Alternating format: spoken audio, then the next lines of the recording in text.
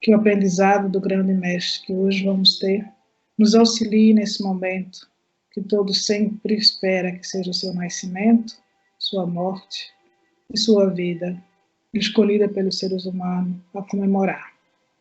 Que Ele nos abençoe, que Ele nasceu cada dia, que Ele viveu cada dia e que Ele morreu cada dia. E sempre foi o seu dia e sempre será, hoje e sempre, aqui e agora. Assim seja para todos nós. Agora, nossa palestrante, Maria, né, que está aqui conosco. Espero que todas prestem atenção, aprendam, né, escrevam as perguntas no chat, e depois ela tira as dúvidas. E vamos iniciar a nossa palestra do Grupo Carruagem de André Luiz. Para aqueles que não querem ser vistos, vai ser gravado, né? Não deixe suas câmeras ligadas, microfone, para que eu ouvir a palestra com muita atenção e a gravação fique em tranquilidade. Que Deus nos abençoe e seja bem-vinda a nossa amiga Maria de Porto de Portugal, que está aqui conosco. Por favor, Maria. Boa noite. Boa noite a todos. Muito agradecida estou pelo convite do Grupo Espírita Carruagem André Luiz, na organização de Bira, Mônica e Mariana. E também estou muito contente porque a oportunidade de falar de Jesus só me causa alegria, porque chega dezembro, como toda casa religiosa, como casa espírita, tende muito a falar da natividade, da chegada de Jesus. E então não seria diferente de nós repetirmos algumas informações que vocês talvez já conhecem, mas que nunca é demais que a gente escute a história desse Rabi da Galileia. E Jesus nasceu no momento em que o mundo estava mergulhado numa miscelânea de ideias religiosas, predominantemente ideias politeístas. Era assim que no mundo acontecia. E o mundo, na verdade, era um imenso rebanho desgarrado. E o Cristo veio trazer ao mundo os fundamentos eternos da verdade e do amor. Sua palavra mansa e generosa reunia todos os infortunados e todos os pecadores.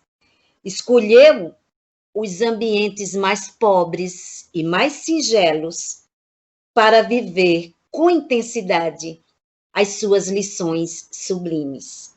Então, nós vamos fazer comentários sobre Jesus e não vou me deter àquela história que já conhecemos, de que Maria recebeu o aviso do anjo Gabriel, depois, já grávida, fugiram, né? Porque naquela época era Herodes. Aquelas coisas todas até o nascimento, eu não vou me deter a este detalhe. Eu quero enfatizar muito a presença do Cristo em nós, certo? Então, assim, eu escolhi aí essa figura simbólica, né, que nós aprendemos, né, que o Cristo era retratado dessa maneira, e o tema escolhido, o Rabi da Galileia. Então, assim, nós sabemos que há mais de 2000 anos que Jesus veio à Terra, enviado como Filho de Deus, para trazer a toda a humanidade a mensagem de paz que pudesse transformar os corações humanos. Esse próximo slide aí, nós vamos fazer um comentário de como Cristo também é conhecido. Primeiro eu vou informar, e talvez as pessoas até já saibam disso, que o nome Cristo quer dizer ungido. Então, não é sobrenome de Jesus, certo? E Jesus, conhecido como Filho de Deus, nós já vimos que é o enviado de Deus, o Pai nosso, o Criador, e ele veio todo preparado para organizar este planeta em nosso favor, em nosso benefício. Então, o Filho de Deus, Jesus, nós também somos filhos de Deus, mas este aí é o Filho enviado, encarregado de trazer a mensagem para que pudesse estabelecer a paz em toda a humanidade, a harmonia. Ele também é conhecido como o Messias Salvador. Na verdade, a palavra Messias quer dizer o esperado, tão esperado. E como os judeus aguardavam o Salvador, então ele era o Messias, o Salvador tão esperado. Mas ele também é conhecido como Cordeiro de Deus. Por que isso? Porque para os judeus, o sacrifício de cordeiros era muito importante, principalmente na época da Páscoa judaica. Então, no Templo de Jerusalém, toda manhã e toda noite, um cordeiro era sacrificado no templo pelos pecados do povo. Vocês sabiam disso? Então, como Jesus, enviado de Deus, o Messias Salvador, então ele, o tão esperado, que ia passar por sacrifícios, seria o Cordeiro de Deus, aquele que veio tirar os pecados do mundo. Então é por isso que ele é chamado Cordeiro de Deus. O meigo nazareno, essa denominação de Jesus é tão lógica, é tão explícita, porque a mansuetude de Jesus, a doçura, o magnetismo de Jesus, né? Então, ele também era conhecido como meigo nazareno por ter nascido em Nazaré. E o Rabi da Galileia, pelo qual nós temos aqui o título da nossa conversa de hoje. Porque Rabi, em hebraico, quer dizer meu mestre, meu grande mestre. E Jesus é o grande mestre porque ensina. São os seus ensinamentos o grande legado, o grande patrimônio que ele nos deixou. Então, Jesus é o nosso mestre. E para aquela época, né, era conhecido como Rabi. E todo Rabi, que era o mestre religioso, era muito consultado, também muito respeitado. Mas Jesus, na verdade, ele não era líder religioso, porque o líder religioso, ele costuma falar para os fiéis.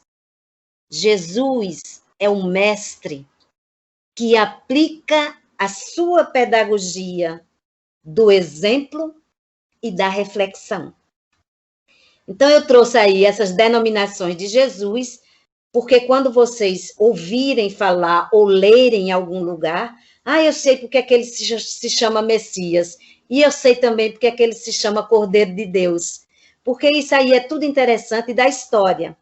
E então, vamos passar para o terceiro slide, onde nós vamos, de novo, relembrar que Jesus nasceu, né, em Belém, né? Jesus nasceu em Belém de Judá, ou Belém da Judéia, e numa estrebaria, nas cercanias de Belém. E tem como um primeiro leito a manjedoura, que é o símbolo da missão daquele que viera trazer o alimento das almas. Então, nós vamos observar que Jesus nos oferece inestimável lição quando escolhe a manjedoura como local de nascimento. A manjedoura assinalava o ponto inicial da lição salvadora, significando a humildade que é a chave de todas as virtudes. Então, no momento que Jesus chega ao mundo terreno, quando ele nasce, né, em carne, porque todos nós somos espíritos, Então, ali Jesus já dá a primeira lição da simplicidade, da humildade. Nascer numa estrebaria, deitado numa manjedoura. Então, Jesus, que nasceu em Belém da Judéia, nesse tempo, era do rei Herodes. E, portanto, atendendo aos rudes labores da carpintaria de José, Jesus oferece-nos o exemplo da excelência. Cobriu aí, Mônica, o texto. Dá para tirar aí? Alô, Mônica? Bom. Oi. Então, eu estou tirando aqui, Maria, só um instantinho. Depois tá eu bem, tá? Tá bem. Então, assim, nós vamos perceber também que a história da humanidade terrestre, ela está dividida em dois grandes períodos, antes de Cristo e depois de Cristo. Porque a partir do momento que Jesus chegou a este planeta, as coisas começaram a se transformar. Então, por isso que na história tradicional, nós sabemos quando vão datar, né, os episódios que aconteceram, eles dizem antes de Cristo, depois de Cristo, porque houve uma mudança completa. E nós vamos também entender que aos 12 anos é uma criança. Aos 12 anos, Jesus surpreende a todos, inclusive aos seus pais, quando ele dialoga com os doutores da lei. Porque Jesus é um espírito que veio preparado. Então, aos 12 anos, enfrentou aqueles homens, os doutores da lei, e fez o discurso e deixou todo mundo surpreso, como podia, né? Então, ele inicia o seu ministério público aos 30. Então, dos 12 aos 30, Jesus viveu entre as pessoas, demonstrando sempre o amor, a generosidade, a simplicidade. Mas, somente aos 30, nas bodas de Canaã, ele começou a sua pregação. Então, isso é muito importante, porque todo esse tempo Jesus estava sendo preparado para a grande missão a que veio. Então, nós vamos ver aí no próximo slide qual foi essa pregação, né? Qual é essa mensagem que o Cristo nos trouxe. Veja aí o quarto slide, Mônica.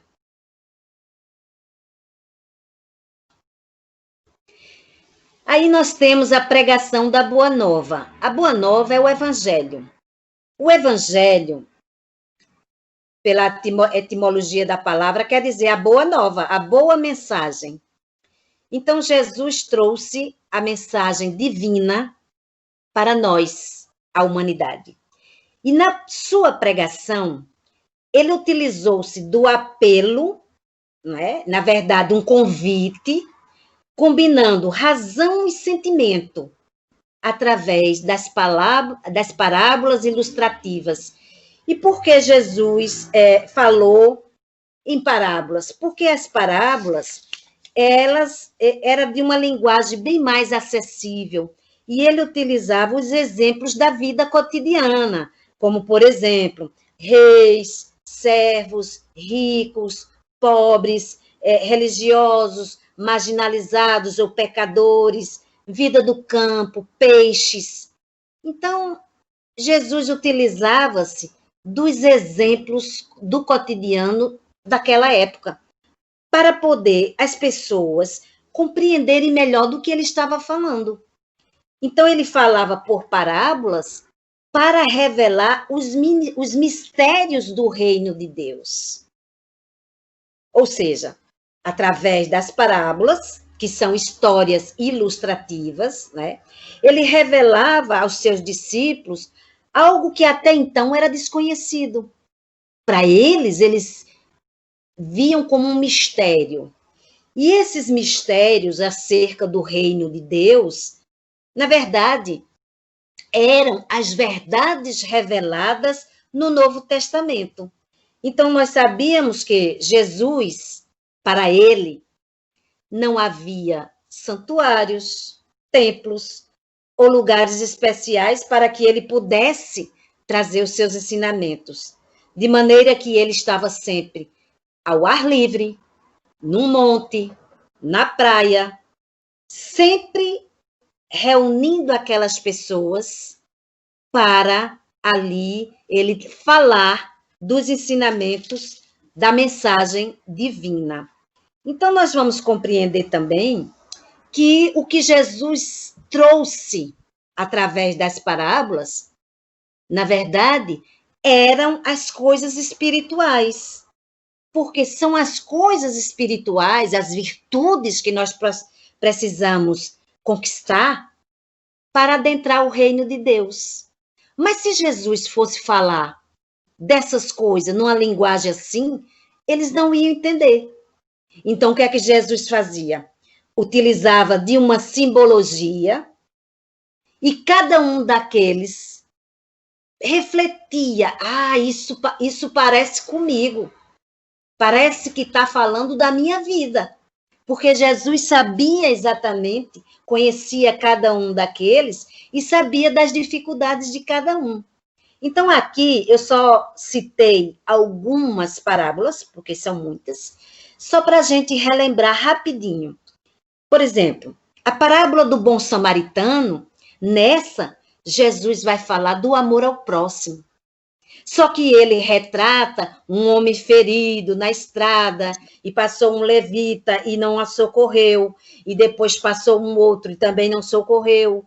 Mas quando passou um que vivia na Samaria, né, os samaritanos, ele foi, socorreu o ferido, não lhe perguntou nada, certo? Não lhe perguntou nada, prestou o serviço da caridade, o amor, deu toda a assistência, ainda deixou um dinheiro pago para aquilo que fosse necessário, na hospedagem também, alguma coisa que ele necessitar. E Jesus contou essa história para mostrar às pessoas o quanto era importante o amor ao próximo, a caridade. E Jesus também falou da parábola do semeador. O semeador é aquele homem que tinha as sementes, né? E ele saiu a semear em terrenos diversos. Num solo que era pedregoso, ele lançou as sementes e não germinou. Num outro solo mais seco, também não germinou. Mas ele chegou a lançar a semente num solo fértil, que a semente germinou. E por que Jesus foi falar de uma coisa dessa para aqueles homens? Para mostrar que a semente é a lição boa, a mensagem sagrada, que quando ela é lançada num coração duro, que não se abre, é como solo pedregoso. E quando lança num solo seco, é quando a pessoa é indiferente. E assim ainda tem muitos na humanidade. Mas, quando ele lança a semente num solo fértil, germina. Então, é quando a pessoa está aberta para conhecer a mensagem de Jesus e procurar, no maior esforço, seguir. Então, ele faz essa ilustração com a parábola do semeador. Na parábola do rico insensato, é aquela história onde um homem tinha muitos bens e tinha celeiros abarrotados de suas fortunas.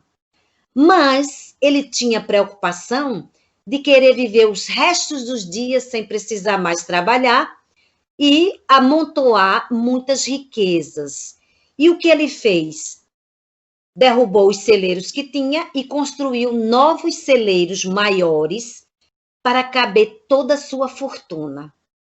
E então, naquela época, o Senhor, que seria Deus, né, na parábola ilustrativa, diz assim: para que estás ajuntando esses tesouros se esta noite a tua alma vai partir? Para quem vais deixar? Então, ele não costumava dividir os bens dele com ninguém. Era a avareza, a ganância, a ambição. Por isso que essa parábola é chamada do rico insensato, porque não percebeu as coisas espirituais que são acima das coisas materiais. Na parábola do joio e do trigo, é uma parábola muito conhecida, fala exatamente do joio, né, que é a planta a invasora, a erva daninha, e o trigo, que é a planta que beneficia, que traz produtos para alimentação. Então, quando o joio e o trigo estão juntos, plantados juntos, é preciso separar os feixes, colher o trigo, que vai ser usado, e o joio em feixes, que vai ser queimado. Mas isso, o que quer dizer isso para a nossa vida? É que nós precisamos saber diferenciar o que é bom do que é ruim, o mal do bem. Então, ele usou exatamente o joio e o trigo, porque aqueles homens do campo sabiam exatamente que o joio é prejudicial na plantação do trigo. Então, Jesus, na sua grandiosidade, né, na sua inteligência amorosa, ele utiliza esses dois tipos de plantas para mostrar que nós precisamos expulsar de nós o joio que ainda tem dentro de cada um. Aquilo que nos prejudica, porque nós ainda temos uma propensão para o mal. Na parábola do filho pródigo, também é muito conhecida, é aquele homem que tem 2 filhos e o mais novo resolve pedir a sua parte da herança. E quando pede, o pai atende, não contraria, atende, porque era a vontade do filho. E o filho recebe sua parte da herança, cai no mundo para viver as aventuras mundanas do mundo. E então, depois que se diverte muito e gasta todo o dinheiro, fica na miséria, ele vai envergonhado atrás de um emprego num local para poder sobreviver, para ter o que comer. E quando lá chegam, dão a ele o serviço de tratar dos porcos, de comer aquela alimentação que os porcos comiam. E ele reflete: quando eu estava na casa do meu pai, eu não comia esse tipo de comida dos porcos. Então ele, profundamente arrependido do que fez, resolve voltar com humildade e pedir ao pai que arranjasse qualquer lugarzinho simples, nem que fosse para viver junto dos porcos, porque ele estava arrependido. E o pai o recebe com uma festa. E o outro irmão, o outro filho, fica enciumado, revoltado, e diz para o pai: mas eu aqui, sempre ao seu lado, nunca desobedeci, nunca lhe contrariei, o senhor não fez festa para mim. Agora, meu irmão, que desobedeceu, ganhou o mundo, gastou o dinheiro todo, e volta, o senhor faz uma festa? E o pai diz que é motivo de festa, sim, aquele que se arrepende do pecado e volta com humildade para fazer a corrigenda, o recomeço. Então, ele justifica que isso é motivo de festa. Isso é maravilhoso, porque nós temos também um pouco desse filho que larga tudo para ir abraçar coisas que não valem a pena. Nós temos um pouco desse filho também ciumado, revoltado, que não aceita que o outro possa estar bem. Nós ainda temos isso dentro de nós. E por isso Jesus escolheu essa história para a carapuça cair na cabeça de alguém. A parábola da ovelha perdida é aquela em que o pastor, né, tem 100 ovelhas e uma se perde. Então, o que é que ele faz? Ele recolhe todas as 99 num aprisco seguro e vai em busca daquela perdida, porque para ele toda ovelha é importante. Então, essa da ovelha perdida somos nós, que quando nós escolhemos andar por caminhos enganosos, tortuosos, e lá adiante choramos pelas escolhas erradas. E nós, quando Jesus vai ao nosso encontro, não é? E nós o aceitamos, nós voltamos com ele para junto daquelas ovelhas que nunca o abandonaram. Então, nós também temos um pouco dessa ovelha perdida em nós. A parábola do grão da mostarda é aquela que fala da fé. Por quê? Ele diz exatamente que se nós quisermos, nós poderemos mover montanhas. E o que quer dizer isso? Mover montanhas, porque naquela época, a geografia daquela época era com muitas montanhas, né? Então, Jesus utilizou essa paisagem das montanhas para mostrar que, se nós tivermos fé, somos capazes de superar os obstáculos, de vencer os nossos problemas, as nossas dores. Mas é preciso ter fé, confiança, acreditar. E essa fé, ela pode ser do tamanho de um grãozinho de mostarda, porque eles sabiam que o grão de mostarda é bem pequenininho. E ele diz assim, que se a tua fé for do tamanho de um grão de mostarda, ela é capaz de mover montanhas, de fazer com que uma montanha saia de um lugar e vá para outro. Isso tudo em linguagem figurativa. E nós temos aqui também um exemplo citado, a parábola dos talentos. A parábola dos talentos é aquele senhor que chama os seus filhos e para cada um ele distribui um talento. Para um talento, para outro 10 talentos, para outro 5 talentos, e outros talentos era no sentido a moeda. E ele diz para cada um multiplicar. E nós temos que um que ganhou os 10 talentos, saiu, resolveu prosperar e trouxe o dobro. E foi prestar conta que tinha multiplicado os talentos. O outro também, que recebeu 5, voltou com o dobro dos talentos que recebeu. Mas aquele outro que recebeu 1 talento, ficou receoso de perder o talento, melhor guardar. É melhor guardar. Então ele volta e diz, recebi 1 talento, estou devolvendo 1 talento. E o Senhor diz que ele não compreendeu. Ele enterrou o talento e não multiplicou. Somos nós. Quando nós temos alguma coisa, algum recurso, e não dividimos, não partilhamos, não multiplicamos, nós enterramos esse recurso, esse dom, essa bênção que muitas vezes recebemos, e não dividimos, não multiplicamos, não fazemos ele crescer para beneficiar os outros. Então, quando Jesus escolhe essas parábolas, era para cada um, através dessa linguagem ilustrativa, que contém as verdades morais, pudesse pensar em suas vidas e, através da reflexão, tentar modificar alguma coisa.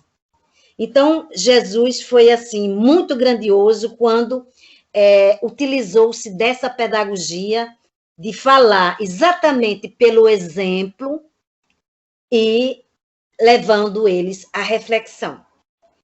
Existem muitas outras parábolas que depois, se vocês quiserem, podem procurarem e vão ver como tudo é interessante, essas histórias de Jesus. Nesse outro slide aí, a missão de Jesus, nós vamos lembrar que Moisés, que é a primeira revelação, Moisés falava já de um Deus único, porque antes eram as ideias politeístas, onde haviam muitos deuses, o Deus da chuva, o Deus da terra, o Deus do vento, e eram muitos deuses. Com a chegada de Moisés, já a concepção do Deus único, né, do monoteísmo. Só que esse Deus era ainda também aquele Deus do castigo, daquele que fosse flagrado num pecado, ele iria ser punido, né? Então, para Moisés, era dente por dente, olho por olho, ainda nesse sentido.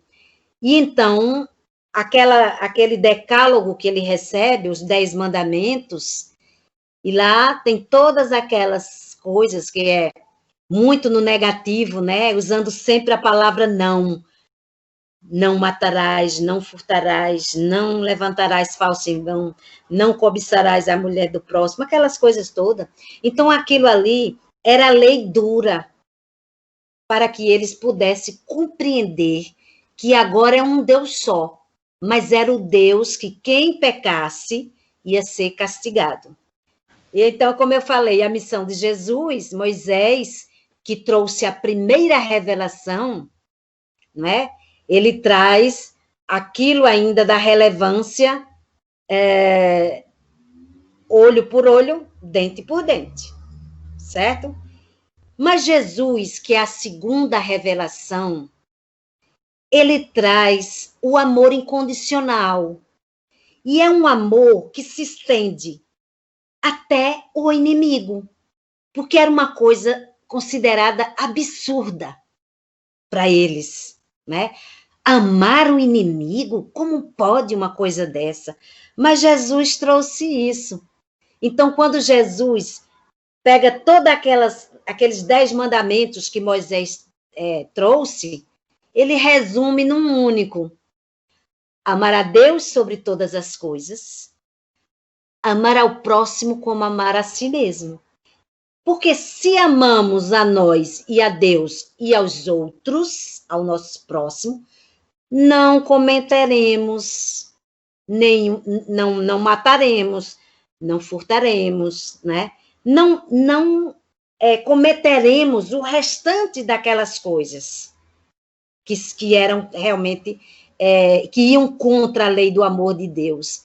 Então, assim, a primeira revelação é Moisés, a segunda revelação é Jesus, e a terceira revelação é o Consolador prometido, que nós vamos falar depois. Porque Jesus retorna para a pátria espiritual, mas deixa o Consolador conosco, reforçando e lembrando todas as lições dele. Não era mais nada de novo, não era nenhuma novidade que ia vir. Eram as mesmas coisas, mas numa linguagem mais acessível, falando para espíritos. Por isso que Jesus diz que ele não veio destruir a lei, não é? Mas sim dar cumprimento dessa lei, porque era importante. Já havia ali a lei, mas era preciso compreender a lei para poder segui-la, para poder, além de compreendê-la, obedecer aquela regra, né? Porque era uma regra de bem viver, uma regra de felicidade. Então, nós vamos ver aí que nessa missão, o próximo slide aí, Jesus, na sua pregação, não, outro, sim, a sua pregação, uma coisa que é altamente importante, essa pregação de Jesus, né? Porque o Sermão da Montanha, que fala das bem-aventuranças, é exatamente o conjunto de todos os ensinamentos principais que Jesus deu para nós adquirirmos as coisas espirituais, ou seja, para que nós possamos adentrar o reino de Deus. Nós sabemos que o espírito Amélia Rodrigues, através da psicografia de Divaldo Franco, ele diz que o Sermão da Montanha é a carta magna de felicidade.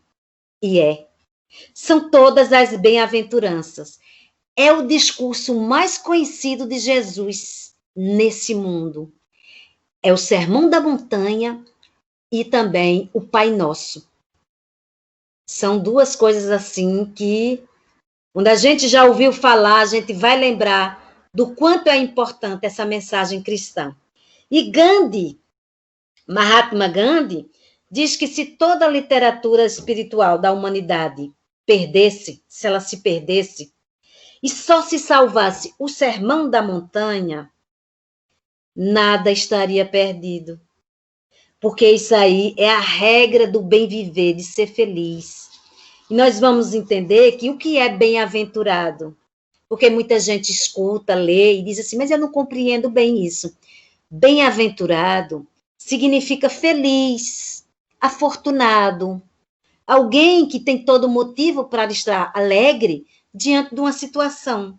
Então, quando Jesus diz bem-aventurados, ele está dizendo feliz daquele, né? Feliz daquele. E vamos compreender o que é que Jesus quer dizer quando ele diz assim, bem-aventurados os pobres de espírito, porque deles é o reino do céu. Como assim, pobre de espírito? Porque nós usamos hoje numa linguagem até para diminuir uma pessoa. Ah, fulano é pobre de espírito. Mas não é disso que Jesus falava. Os pobres de espírito não era do ponto de vista material. Não é aquele que é covarde, não é aquele que se deprecia, aquele que esconde seus talentos. Não. Os pobres de espírito que Jesus aí falava são as pessoas simples, as pessoas humildes, as pessoas que reconhecem suas próprias fraquezas e querem buscar o melhor, querem se melhorar. Então, eles querem melhorar suas imperfeições. Então, ele diz exatamente, esses são os pobres de espírito, porque eles reconhecem que ainda não têm as virtudes necessárias e vão em busca de sua melhoria, de lutar contra as imperfeições. Então, quando Jesus diz, bem-aventurados os pobres de espírito, porque deles é o reino dos céus, são dessas pessoas humildes, simples, não do ponto de vista material, mas simples, que sabem que precisam se melhorar. Então, para essas, o reino dos céus é dessas pessoas. Quando Jesus diz, bem-aventurados os mansos, porque possuirão a terra, os mansos são os brandos, os pacíficos, são aqueles que não agridem, são aqueles que não usam a violência, são aqueles que não provocam, são aqueles que não geram novos problemas, são aqueles mansos, calmos.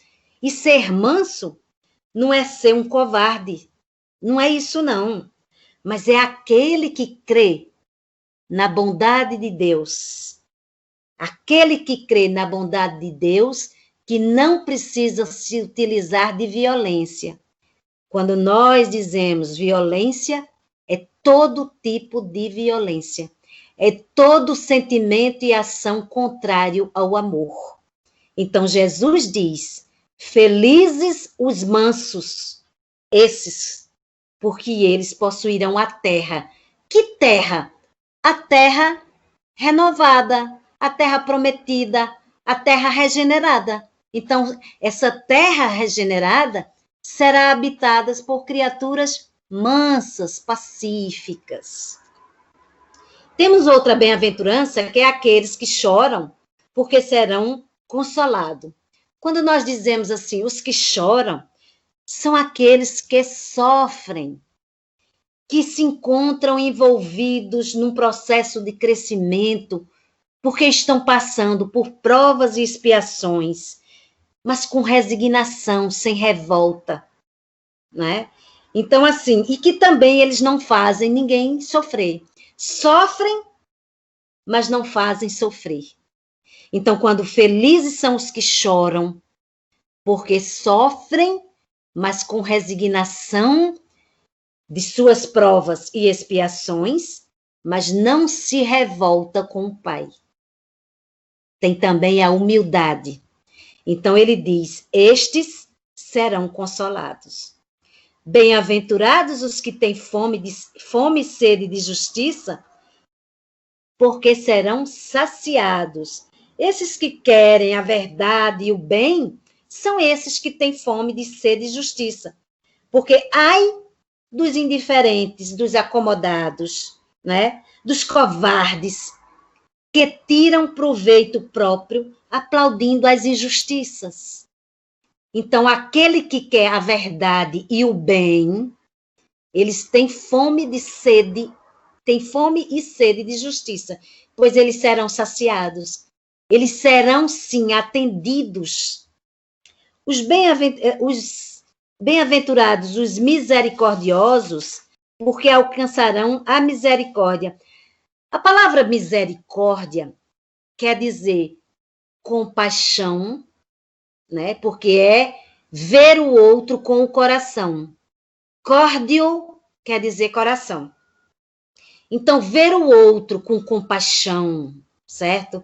De saber que a misericórdia, acima de tudo, também é suportar os defeitos dos que nos rodeiam, mas sem julgar, sem maltratar. Aqueles que erram, a gente não joga pedra. Então, ter a misericórdia. Aquele que tem a misericórdia por alguém que erra, por alguém que está num caminho enganoso, eles também alcançarão a misericórdia. Porque como nós também erramos, nós temos também as nossas imperfeições, nós precisamos da misericórdia de Deus, né? Da compaixão. Bem-aventurados os puros de coração, porque verão a Deus. O que ele quer dizer isso? Os puros de coração são aqueles que não têm malícia, que não têm maldade, que não dão abrigo ao ódio, à inveja, ao orgulho. Então, são aqueles que agem com pureza e sinceridade, com todos os propósitos e não compactuam com o mal. Então, esses puros de coração verão a Deus. Por que ele diz verão a Deus? Porque conseguirão ver todas as coisas boas que Deus nos proporciona e que nos proporcionará à medida que nós vamos nos melhorando. Bem-aventurados os pacíficos, porque serão chamados filhos de Deus. Quando ele diz isso, são aquelas pessoas, os pacíficos, aquelas pessoas que procuram conciliar tudo e todos, favorecendo uma harmonia geral. Aquelas pessoas que têm aquele dom mesmo de acalmar, de promover a harmonia, de tentar desmanchar o fogo, às vezes, de uma guerra, de uma discussão calorosa. Então, aqueles pacificadores ou pacíficos serão chamados filhos de Deus no sentido de promover a harmonia, né? São aqueles que têm a semente boa dentro de si.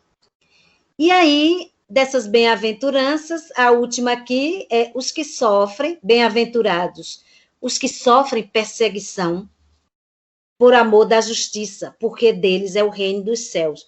Quando ele diz isso, é aquele que se submete a, muitas vezes, ser ofendido, ser perseguido, mas que não ofende e que não persegue. Porque aos olhos de Deus, mais vale ser odiado do que odiar. Mais vale ser ofendido do que ofender. Mais vale ser perseguido do que perseguir. Então, assim, todos aqueles que sofrem a perseguição por amor da justiça, porque muitas vezes imbuído pelo desejo do bem, é mal compreendido, é criticado, é escorraçado, não é? Então, quando ele diz isso, feliz daqueles que sofrem a perseguição, porque são a favor, porque lutam pela justiça, pelo amor. Então, o reino dos céus também é desses. Então, vocês observem aí o quanto é maravilhoso essas recomendações de Jesus, que, como o Gandhi disse, se tudo se perdesse, né, da literatura espiritual, vamos dizer assim, da humanidade, e só ficasse o Sermão da Montanha, nada teria sido perdido, porque está tudo aí. Porque se todos nós cumprirmos isso aí, seremos bem-aventurados, seremos felizes, seremos afortunados e entraremos no reino de Deus. Então, eu achei muito importante essa mensagem de Jesus, trazendo para todos nós essas bem-aventuranças. Que a mensagem cristã, para mim, ainda não aparece. A mensagem cristã, ela, na verdade, é um poema sublime. Pronto, aí já está. ela é um poema sublime de amor que Jesus trouxe para todos nós, para a humanidade. E o Evangelho de Jesus é o edifício da redenção das almas.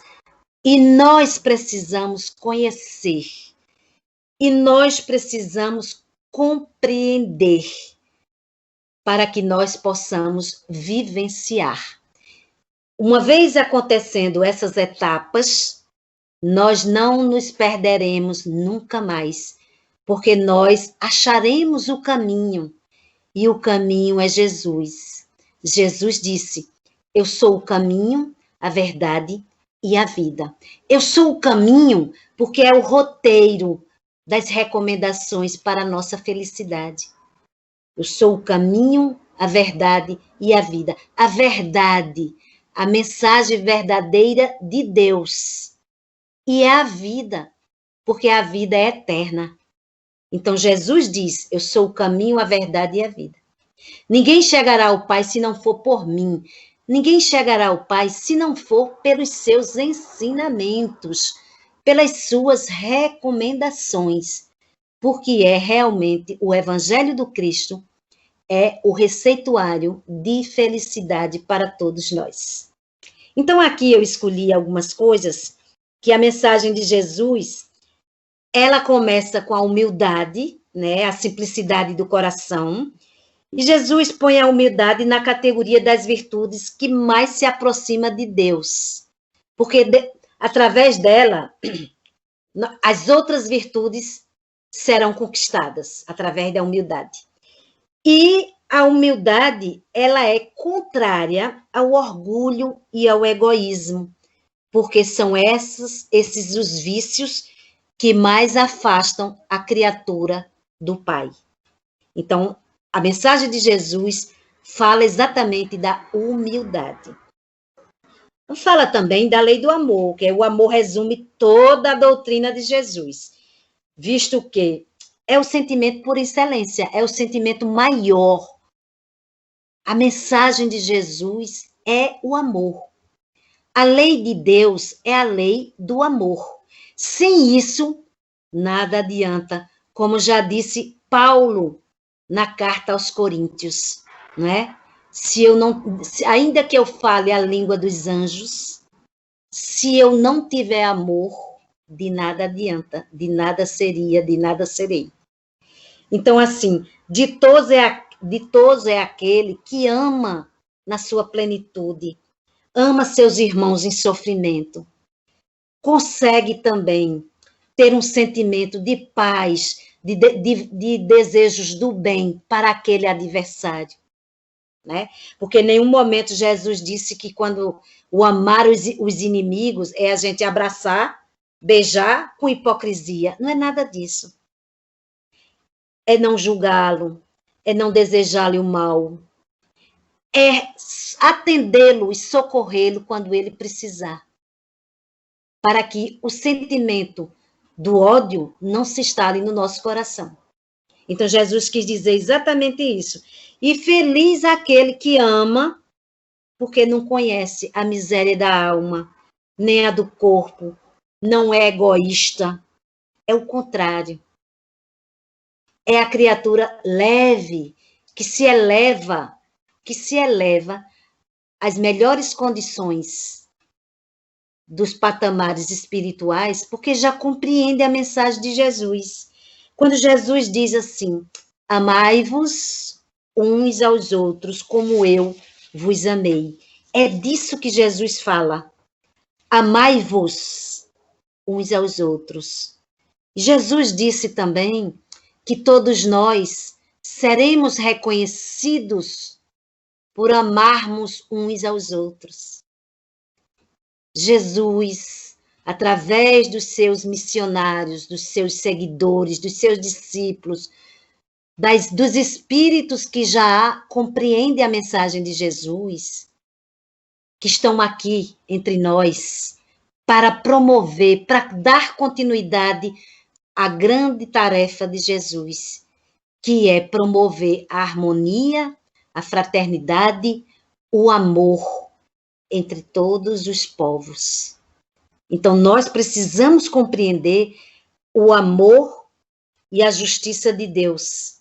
Porque o amor puro é um reflexo do Criador em todos nós. Quando nós olhamos um para o outro, nós precisamos enxergar Deus. Porque nós vemos Deus numa flor, num pássaro, na água, no mar, na floresta e nas pessoas. Nós somos o reflexo do Pai.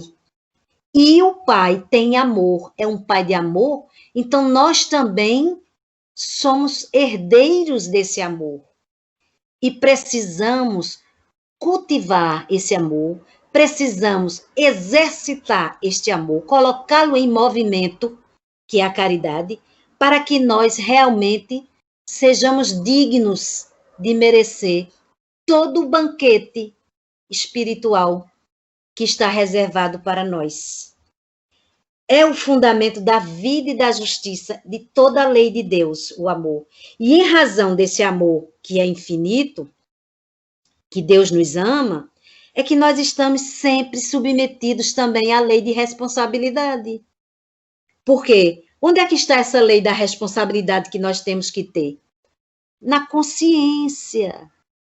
De acordo com as nossas próprias obras, quem vai nos dizer o quanto nós já conquistamos as virtudes, o quanto nós ainda temos os vícios dentro de nós, somos nós mesmos, não é ninguém que vai nos apontar. É a nossa consciência que é a lei da responsabilidade. O amor não vai nos faltar nunca, mas é preciso que cada um dê conta das suas obras. E temos também o amor ao próximo, como já falei aqui, porque o amor aos semelhantes é um dos princípios basilares de Jesus, né, do cristianismo. E Jesus, ele foi e é, né, a caridade em exemplo, porque todos os ensinamentos dele existia o socorro, a ajuda, não julgou, não condenou, pelo contrário, ficou no meio daquelas pessoas que eram consideradas de má vida, dos infortunados, dos pecadores, e para cada um daqueles, em determinadas situações, Jesus teve compaixão daqueles que ainda não conhecia o amor, a mensagem divina. O reino de Deus, como nós já falamos aqui, é aquele que não está na aparência exterior. O reino de Deus está em nós. É nós que construímos através dessas recomendações de Jesus. E sabemos que o caminho para entrar no reino de Deus não é a porta larga, não é o caminho amplo, não é o caminho fácil, é o contrário. É um caminho estreito e difícil, mas aquele que consegue entrar por ali tem a felicidade plena. É o roteiro de Jesus que ele nos oferece quem vai nos levar ao reino de Deus. Mas esse reino está em nós é que construímos. A necessidade do perdão é outra coisa, mas faz-me lembrar Pedro. Pedro aproximou-se de Jesus e perguntou-lhe: Senhor, até quantas vezes pecará meu irmão contra mim e que eu tenha que lhe perdoar? E Jesus diz, e ele diz assim, eu perdoo 7 vezes? E Jesus diz, não te digo que perdoe 7 vezes, mas que perdoe 70 vezes 7. Na verdade, não é fazer a conta matemática. Jesus quer dizer, é sempre. É perdoar sempre, infinitamente. Porque o ódio e o rancor sinaliza que a alma ainda não tem grandeza. Porque o perdão é uma necessidade humana. E o perdão significa renunciar à vingança, renunciar ao orgulho, à maldade, à inveja. Então, o perdão é uma necessidade urgente entre nós, né? O espírito que já é evangelizado, ele tem no perdão e o esquecimento dois irmãozinhos que têm que andar juntos, porque perdão e esquecimento juntos. E o valor da oração, nós vamos nos lembrar que Jesus sempre se recolhia para orar, ficava na sua serenidade, no seu silêncio, para falar ao Pai. E ele diz exatamente que nós, quando formos orar, que não sejamos como os hipócritas, porque os hipócritas se comprazem em orar em pé, nas sinagogas, nas esquinas das ruas, para que possam ser vistos. E assim eles já recebem a sua recompensa. Pelo contrário, Jesus diz que quando nós formos orar, que a gente se recolha no nosso quarto íntimo, no nosso íntimo, feche a porta, não é? E oremos ao Pai, que vê tudo em secreto, e ele nos recompensará. Então, ele ensinou o Pai Nosso, que é o que eu disse aqui, que é o mais conhecido. É uma oração, essa oração é o divino movimento, né, da nossa alma com rumos à esfera superior. Então, sempre nós possamos recorrer ao Pai Nosso, porque ele disse que o Pai é nosso, não era só dele. O Pai é nosso, nós somos filhos de Deus. E ele nos aguarda exatamente para que nós tenhamos essas bênçãos e alcancemos aquilo que é necessário para entrar no reino de Deus. O Jesus e o Espiritismo. Então, a primeira revelação, Moisés, a segunda, Jesus, e a terceira, o Consolador prometido, que é o Espiritismo. Jesus é o governador espiritual do orbe terrestre, e Kardec diz, né, no Evangelho segundo o Espiritismo, são 28 capítulos que compõem o Evangelho, e os ensinamentos todos de Jesus é o aspecto moral dos seus ensinamentos, ele é analisado sob a visão espírita. Passa o próximo aí. Então, assim, o que nós queremos passar nessa conversa toda é o grande legado que Jesus nos trouxe para que nós possamos ser felizes. E as pessoas dizem, mas é muito difícil. É. E Jesus disse, no mundo sofreis atribulações, mas tem de bom ânimo, eu venci o mundo. Esse mundo que ele fala é esse mundo terreno de provas e expiações. Nós ainda vamos passar dificuldades, porque é próprio da nossa condição evolutiva, que nós viemos para este planeta para nos melhorar, através da reencarnação, que é uma oportunidade bendita. Mas os caminhos que nós trilhamos, né? Nós trazemos bagagens de outra vida, de outra existência, desculpa, mas também nós vamos adquirindo coisas aqui, nessa existência nova.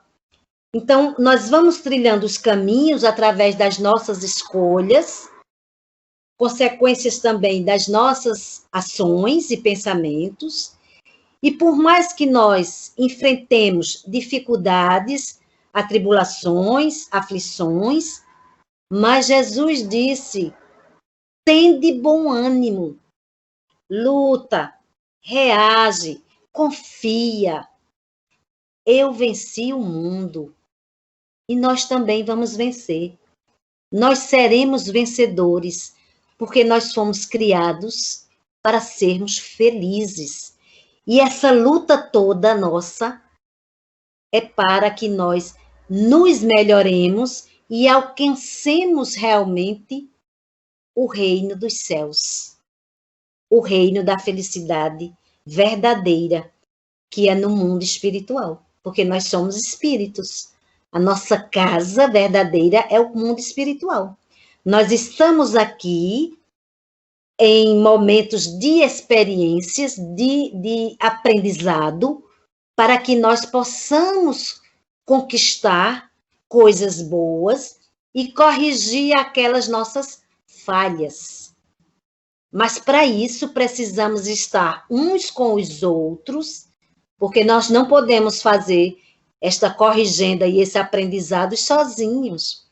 Nós precisamos estar reunidos, aglomerados. Não tem nada a ver com a Covid. Estou falando no sentido espiritual. Precisamos estar reunidos em pensamentos, em sentimentos, para que nós tenhamos as oportunidades de fazer a correção daquela tarefa que não ficou bem feita. Se você sempre, às vezes, relê, mesmo os livros que você já leu, espíritas, né? Sim. Porque você sabe, tem tanto conhecimento, que às vezes eu me pergunto, mas como é que ela consegue, sei lá, lembrar de tudo isso? Então, tu relê às vezes, e tu continua estudando o Evangelho, mesmo já sabendo tanta coisa? Olha, primeiro, eu não sei tanta coisa. Segundo, eu amo ler o Evangelho. Porque cada vez que tem um versículo, uma passagem, mesmo com aquela linguagem que às vezes eu nem sei direito o que quer dizer, mas se a gente for interpretar e trazer este versículo, aquela frase, para a nossa vida, o que é que ele quer dizer? É aí onde a gente faz as reflexões. É aí onde a gente pensa em nós, primeiramente, porque a lição deve ser primeiro para nós. E depois a gente pensa no coletivo, no sentido assim, eita, se isso aí também for para o todo, para as pessoas que convivem comigo, para as pessoas que eu gosto, para as pessoas que são minhas adversárias, como é que isso funciona? Então, assim, sempre que eu vou ler os livros, eu gosto muito que os livros espíritas tenham passagens evangélicas. Marco, Mateus, João, aquelas coisas, né? Aqueles versículos. Porque é dali que eu volto. Vamos supor, eu estou lendo um livro, Pão Nosso, que é um livro conhecido de mensagem, e sempre vem uma passagem evangélica. Quando aquilo me traz uma certa dúvida, eu vou lá no Evangelho e vou procurar aquela referência e digo por que aquilo aconteceu, o que é que Jesus queria dizer. Então, assim, para mim é sempre um aprendizado. Eu já fiz muitas palestras sobre Jesus, mas cada vez que eu vou fazer, eu estudo, eu vou ler, porque eu digo assim, meu Deus, como é que eu não percebi isso? A gente, uma vez perguntaram a Chico Xavier, ô Chico, eu já li todas as obras de Kardec. Já li o Evangelho, já vi a Gênesis, o Livro dos Espíritos, o Livro dos Médiuns, já estou pronto. Não leu, só leu. Vai ler de outra vez para estudar. O estudar é você esmiuçar, é você pegar cada aquela frasezinha ali, e o que é que aquilo quer dizer para nós, porque os livros são feitos para nós, espíritos. Então, eu acho que assim, cada vez que a gente vai ler, a gente aprende alguma coisa. E cada vez que a gente vai ler, que a gente não compreende, é melhor que a gente insista em descobrir o que aquilo quer dizer. Porque quando a gente compreende, a gente não esquece. Eu gosto muito, para quem quiser, ler a história numa literatura espírita de Jesus. São 2 livros. Um chama-se A Boa Nova. É desde Maria, José, os Reis Magos, aquelas, né, até Maria, quando já está na pátria espiritual, ele fala, né? É a Boa Nova, a Boa Nova. E o outro é A Caminho da Luz, que também é uma riqueza de detalhes sobre toda essa história, e você fica assim impressionada com tanta coisa boa que nos é oferecido, e basta que a gente preste atenção. Mas, como muitas pessoas têm dificuldade de estudar, existem os livrinhos de mensagens curtas, que eu recomendo muito, que possam ser diárias as leituras. Tipo assim, se eu vou trabalhar, deixa eu dar uma lidinha nessa página. Ah, mas a página é grande, então lê só um trechinho. Mas vai com aquilo, vai trabalhar com aquilo na cabeça. Aquilo quer dizer o que para mim? O que Jesus quer dizer para mim? Né? Então, aquilo ali, esse compromisso é importante porque Kardec já nos disse, espíritas, amai-vos. É a primeira recomendação. Porque se não tiver amor, não vale. E a segunda é instruí-vos. Busquem o conhecimento.